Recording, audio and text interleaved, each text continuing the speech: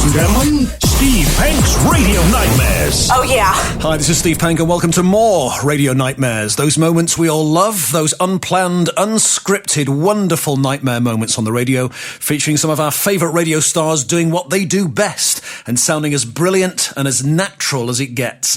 Don't forget, if you do have any radio nightmares, do send them in. I'd love to hear them. Just email radionightmares@gmail.com. That's radionightmares@gmail.com. Right, let's start this time with some uncontrollable laughter. You know what it's like sometimes. Something sets you off, and you just can't stop. The Togs convention has arrived again. Oh, you've noticed then, IC9 is off to LA. Probably a good job you're not coming. The police have been in Leicester. They've been listening to your show to gain intelligence. You get no intelligence here. They know that Boggy's intending to travel by train and will be the worse for wear when he has arrived. They expect more will arrive with him. The police are providing a reception committee, including the mounted police. Oh, really? It's a good trick, isn't it? So shave your beard off. BBC Radio 2. They always get their men, the mounted.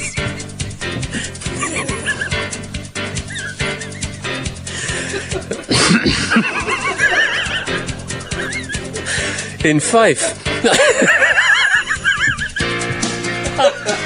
Oh, this is ridiculous. In Fife. Oh, dear. The M90 is fully open again, southbound, just north of Junction 2, Pitreavie, following an accident. Traffic could take some time to recover. Not just the traffic. On the A720 Edinburgh City Bypass, a breakdown is causing problems for westbound traffic. There's one lane.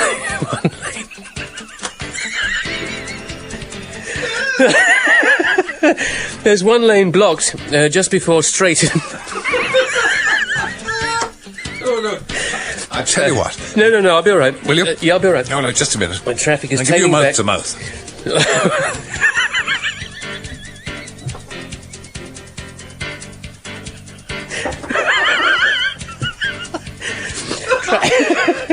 For heaven's sake, traffic is tailing back towards the Sheriff Hall roundabout.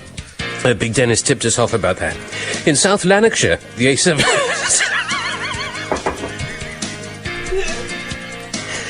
Last time I did this was today in Parliament. In South Lanarkshire, the A702 is closed to all traffic just south of Biggar. Actually... No, it's not going to work. I'll tell you what. Play a bit of music. Yes. What do you think? Get it on. You are listening to Steve Penk's Radio Nightmares. Hello, you're on the air. Lowell Thomas and the news. All have you a few more unforgettable words? About a new book called Diet or Die. Author, Mrs. Celesta Geyer, perhaps better known to millions of carnival fans as the one-time Dolly Dimples. Remember, the world's most beautiful fat lady? That was the billing Mrs. Geyer used when she weighed 555 pounds. Count them, 555 pounds. Now a svelte 122. She tells in her book how she did it, following the advice of a doctor who told her after a near-fatal heart attack to diet or die. The secret of effective weight loss, massive willpower, said Mrs. Geyer, adding that her own willpower was strengthened by the memory.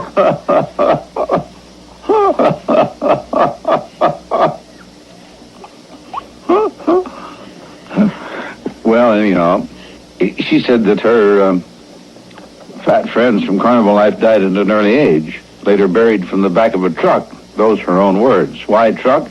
Because, said Mrs. Geyer, they were too big for a hearse.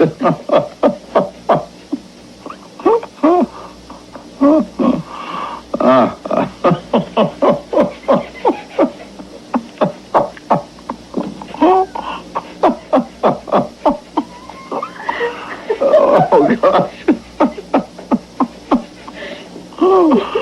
Oh. David Beckham will be officially presented an LA Galaxy player tomorrow night. He and Posh leave Britain for America this afternoon. Bex is following the footsteps of some of sport's biggest names, such as Johan Cruyff, Franz Beckenbauer and George Best. Hi, Derek. Hi, Derek. Hi. No, I'm Derek. No, you're Derek. I'm Mike. Derek as well. You got me confused now. You're Derek.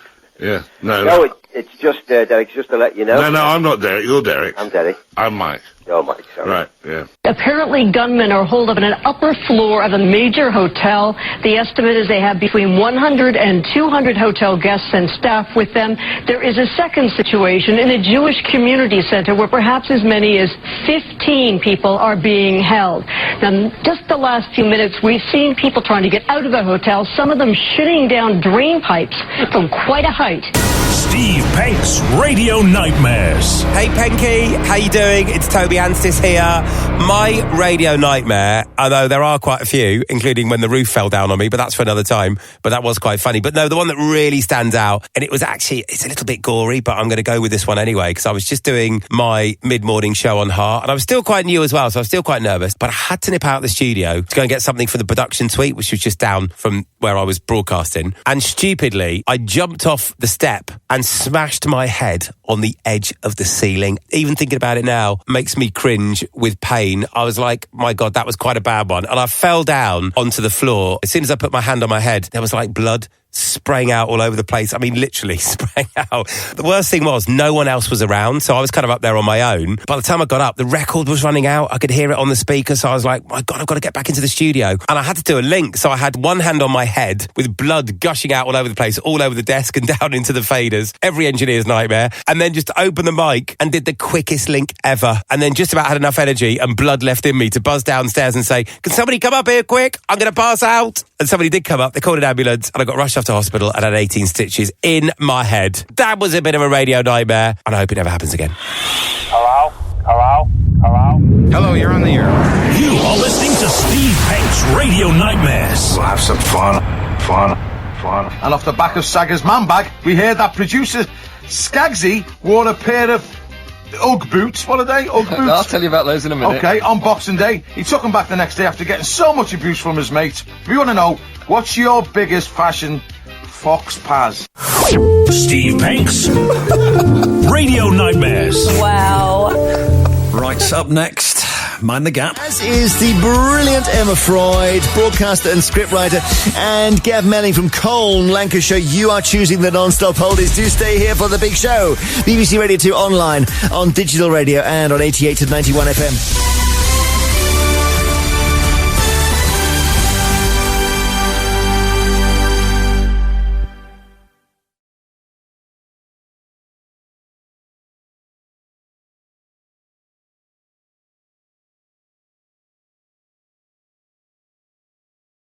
Okay, we don't have the newsroom. So I was just doing that thing of putting in my punch card in the time clock, and off I was going to go, and then there's no news. But there is news, but there's just no, we've got a technical fault. You could hand over to me. Golly me, Steve, what's going on here? I don't know. Shall I start?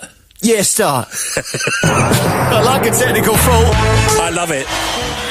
Hello, Penky. It's Howard Hughes here. I hear that you're looking for nightmare stories. And boy, have I got them. These are just a few of the ones that have occurred to me over the years. Mostly of my own making, I have to say. Where do we start? Okay, I'm on the air on Radio Wyvern in Worcester. And the highlight of the year was covering the local agricultural show, the Three Counties show. And we used to just bounce up to people with a live microphone and say to them, you're the champion sheep shearer. How do you shear a sheep? Or stuff like that. Just silly conversation. So on one of these shows, I bounced up to a guy in a suit who I thought was a tractor sales rep. And I said, hello, sir. How are you? Are you enjoying the show? And we had a 2-minute conversation about how he was enjoying the show. Fortunately, the second we finished, he said, let me shake your hand. He said, my name is John Bright, and I am the manager of the local BBC station here. Thank you, the late John Bright, for not totally dumping me in it at that point. What else has happened? There was the morning I arrived at work at Radio Wyvern on a Sunday morning, no engineers about, no nothing, and the headphone socket on the mixing desk broke. So I had to do the entire program on a little, remember those jogging headset radios that would receive FM? I had one of them with me, thankfully. and I had to do the entire program with my head tilted to the left at a 45-degree angle, because that was the only position that I could get a signal and hear myself on the radio. So there was that. There was and I say this with great shame, the very first time in my life when I was asked to present an award. It was a Help a London Child Capital Award to Paul O'Grady, a.k.a. Lily Savage at the time. So I was extremely nervous, really didn't want to do it because I thought I'd make a fool of myself, which I did, through my nerves. But I thought, okay, let's make a plan. You'll probably get through the nerves if you make a plan.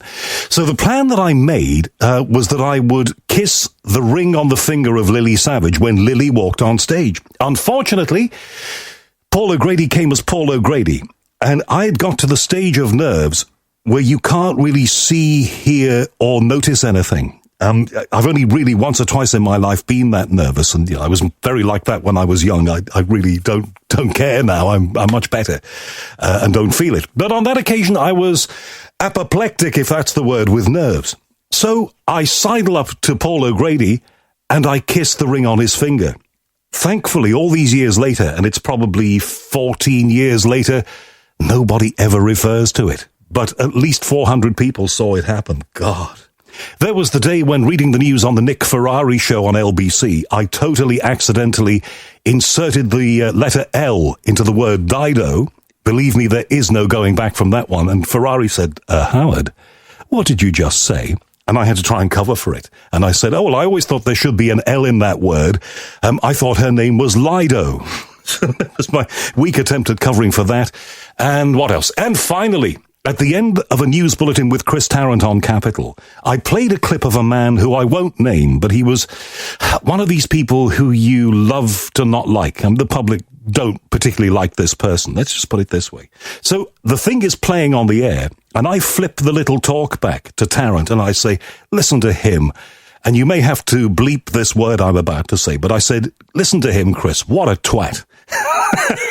So I ended the news, that's the way it is, at 8:03, I'm Howard Hughes, and Tarrant comes back to me live on air and says, so what do you think of this unnamed person? And obviously I'm not going to say what I said in private. So I said, I'm sure he's a very nice man. Tarrant says, you just called him a twat.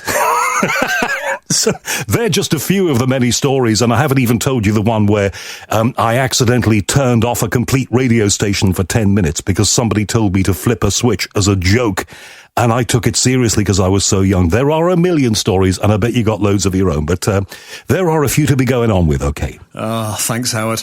The one and only Howard Hughes, and that wonderful voice. Well, that's it for this edition of Steve Penk's Radio Nightmares. Don't forget to hit the subscribe button to hear more, and do tell your friends about Radio Nightmares.